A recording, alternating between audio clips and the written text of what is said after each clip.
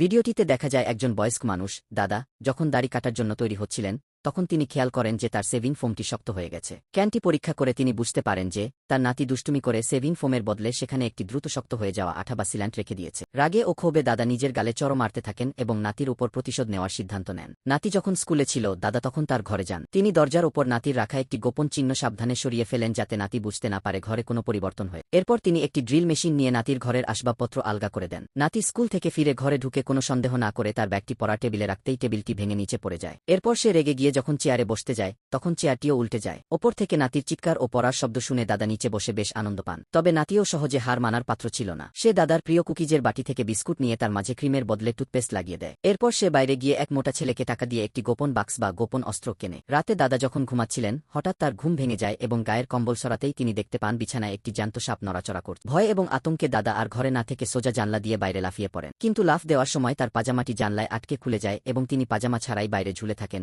যা পুরো বিষয়টিকে বেশ মজাদার